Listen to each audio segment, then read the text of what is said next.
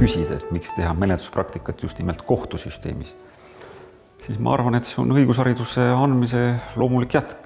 Sest kui mõtleme, milleks juristi ette valmistatakse, siis eeskätt on see ju kaasuse lahendamine. Juristi õpetatakse lahendama õigusvaidlust, kahe poole vahelist vaidlust kooskõlas seadusega. Ja kohtusüsteem ongi ju lõppastmes see instants, kes vaidlusi lahendab.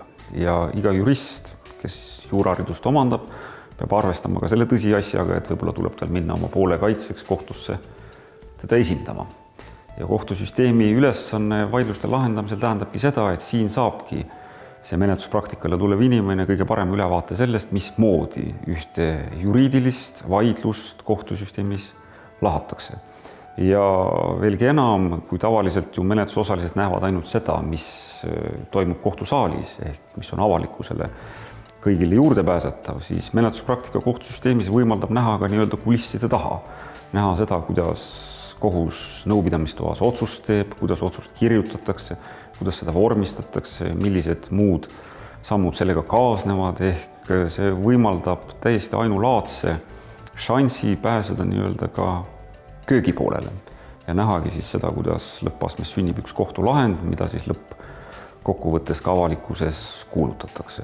Ja ma arvan, et see osa on midagi sellist, mis mitte ühelegi õigusharidust omandavale üliõpilasele kuidagi mööda külgi alla joosta ei saa ja see annab kindlasti väga tugeva sellise pagasiga tulevikuks, ükskõik millist juriidilist eriala siis noor jurist soovib pidama hakata.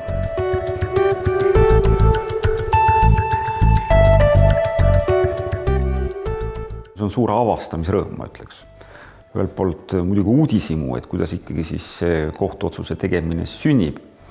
Ja teiselt poolt avastamisrõõm, sest et see on reeglina selline pool õiguse mõistmisest, mis ei ole igale ühele kätte saadav, sest ütleb ka seadus, et nõupidamistoa saladus on püha, seda tuleb pidada. Ja selles mõttes see osa, mis väljub kohtusaalist hetkel, kui kohus läheb otsust tegema, see on väga vähestel juurde pääsetav. See ongi pääsetav juurde ainult nendele, kes kohtusüsteemis töötavad. Ja võimalus selles osaleda on minu meelest ikkagi täiesti erakordne. See ei ole igale ühele juurde pääsetav.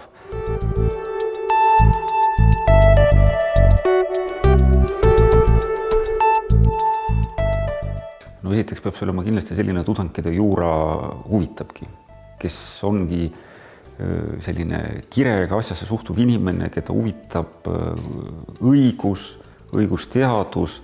Ja ilmselt on see ka üks põhjus, miks inimesed üldse õigusteaduskonda lähevad.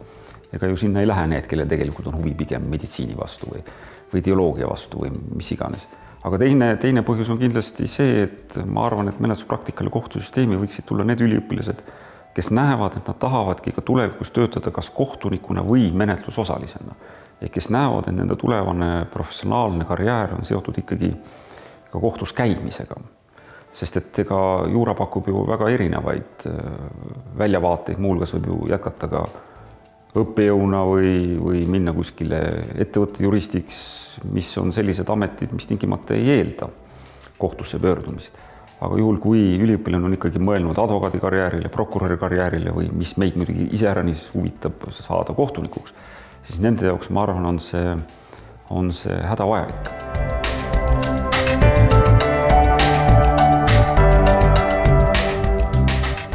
Menetlusosaline peab ikkagi ka kohtuvaidluses esindama poole seisukohti, keda ta esindab ja on nendega seotud, sõltumata sellest, mis ta ise asjast arvab. Ta peab olema naha ja karvadega oma esindatava eest väljas. Siis kohtunik on siin täiesti erapooletu ja lahendab asja täpselt nii, nagu tema siseveendumus ütleb. Ja ta ei ole seotud mitte mingisuguste esindatavate ja poolte huvidega. Ta on täiesti erapooletu õigusemõistja.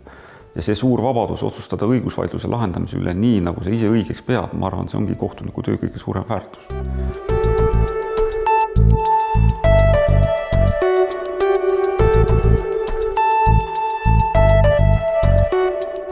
Kohtusüsteem traditsiooniliselt on mitmeastmeline, Eestis on ta 3-astmeline ja see 3-astmelisus iseenesest panebki paika ka need kohtusüsteemis karjääri tegemise piirid.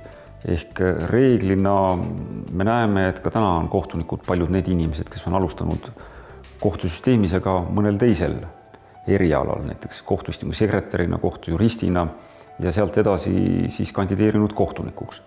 Ja ka tänapäeval ikkagi väga paljud kohtunikuks kandideerijad on eelnevalt töötanud kohtujuristina ehk siis abistanud kohtunikku kohtuasjade ettevalmistamisel ja sealt kaudu siis omandanud ka juba eelneva kogemuse õiguse mõistmise juures. Aga edasi esimese astme kohtunikuks saanuna on alati võimalus kandideerida ringkonnakohtusse, mis on siis teine aste, vaatab läbi siis kaebuseid esimese astme kohtuotsuste peale ja tipp on siis Riigikohus ehk siis töötamine Eesti kõrgemas kohtus, mis on ühtlasi ka põhiseaduskohus ja kelle otsused siis Eesti riigis on lõplikud. Aga kui vaadata ka väljapoole, siis ega kohtusüsteem tänapäeval pakub ka rahvusvahelisi kandideerimise võimalusi. On võimalik kandideerida kohtunikuks Euroopa Inimõiguste kohtusse Strasbourgi, Euroopa Liidu kohtusse Luksemburgi, kus on ka 2-astmeline kohtusüsteem, aga samuti ka mitmetesse rahvusvahelistesse kohtuinstantsidesse, nagu ÜRO juures tegutsevad mitmed rahvusvahelised tribunalid. Nii et kohtusüsteem kaasajal ka Eestis pakub võimalusi juba ka selliseks rahvusvaheliseks karjääri tegemiseks.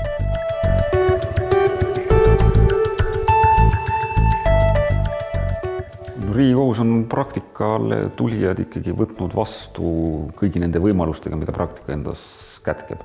Võttes kõrvale muidugi need riigisaladuse asjad, ehk kui riigisaladuse luba ei ole, siis ei saa sinna juurde mitte keegi, sealhulgas ka praktikant. Aga muudel juhtudel me oleme praktikal olijad ikkagi kaasanud sõna otseses mõttes kohtuotsuse sündimise protsessi. Ehk ta saab avaldada selle asja kohta arvamust, ta saab osaleda nõupidamistoas, öelda oma seisukoha lõpphääletamisele minevates küsimustes, töötada kohtuotsuse koostamise kallal. Veel enam me peame ka tagantjärgi vaadates ise tunnistama, et sageli selline kõrvalvaataja pilk, eriti sellise noore õigushariduse omandanu pilk, on vägagi selline värskendav ja ma ütleks isegi tervislik, sest et praktikaga igapäevaselt tegeledes, ega see teooria kipub vajuma ikka tahaplaanile ja siis on aeg-ajalt ka hea, kui keegi just nimelt värskelt kooli lõpetanuna tuleb ja meenutab, kuidas teoorias üks või teine asi on lahendatud ja me oleme tundnud siirast heameelt kõikide nende üliõpilaste üle, kes siin on meil praktikal olnud.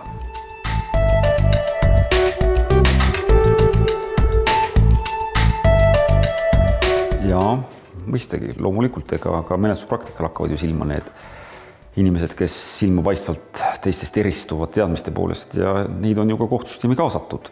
Teinekord nad on küll tulnud suure ringiga, nad on käinud kõigepealt kuskil mujal, aga siis tulnud kohtusüsteemi tagasi. Ka seetõttu, et me oleme nad endale meelde jätnud ja siis ikka neid tagasi kutsunud. Aga kui ju siin Riigikohtus on näha, et meie praegune halduskolleegiumi esimees on ju ka kunagi olnud siin Riigikohtus ise praktikal, siis meil on ringkonnakohtunikke, kes on olnud siin menetluspraktikal Riigikohtus, meil on täna ka nõunikke, kes on menetluspraktika siin teinud, nii et nende inimeste ringi ei ole üldse mitte väike.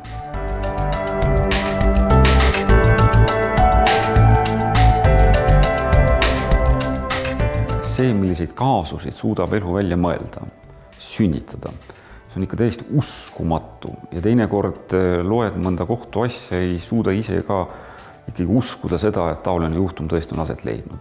Ja nende kaasuste erinevus ja mitmepalgelisus, ma arvan, ongi see, mis teeb kohtuniku töö huvitavaks. Selles mõttes, et mis seal salata, ega nii nagu ka arsti elukutse, juristi elukutse on ikkagi kaasuspõhine. Kaasuse lahendamine on ju nii arsti kui ka juristi selline elukutse sisu.